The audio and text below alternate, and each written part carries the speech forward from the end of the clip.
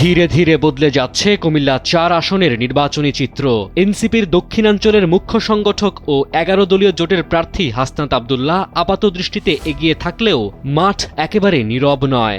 ধানের শীষের প্রার্থী ইঞ্জিনিয়ার মঞ্জুরুল আহসান মুন্সির মনোনয়ন বাতিল হওয়ার পর এই আসনে নতুন রাজনৈতিক সমীকরণ তৈরি হয়েছে। ট্রাক প্রতীককে ঘিরে বিএনপির সক্রিয়তা নির্বাচনী হিসাব নিকাশে নতুন মাত্রা যোগ করেছে।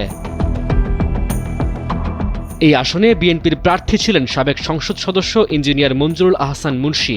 রিটার্নিং কর্মকর্তা তার মনোনয়নপত্র বৈধ ঘোষণা করলেও ঋণ খেলাপির তথ্য গোপনের অভিযোগে নির্বাচন কমিশন তা বাতিল করে। আদালতে আপিল করেও প্রার্থিতা ফিরে পাননি তিনি।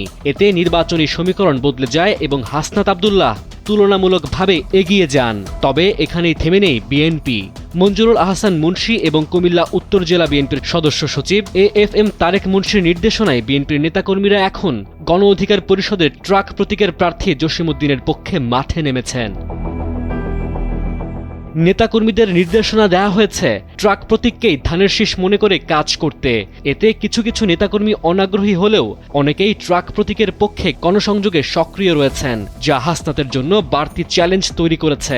অন্যদিকে নির্বাচনী সভাগুলোতে হাসনাত আব্দুল্লাহ দাবি করেছেন তিনি কাউকেই দুর্বল প্রতিদ্বন্দ্বী মনে করছেন না। তার ভাষায়, মাঠে থাকা সব প্রার্থী তার কাছে হেভিওয়েট। এই আসনে জামায়াত ও এনসিপির নেতাকর্মীরা শাপলাকলি প্রতীক নিয়ে ঘরে ঘরে ভোট চাইছেন, ফলে প্রচারণা চলছে জোরে সোরে।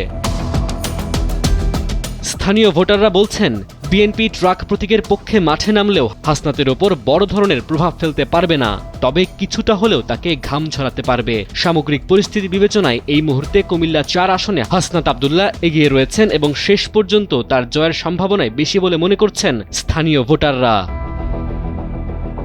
ডেস্ক রিপোর্ট, সময়ের আলো।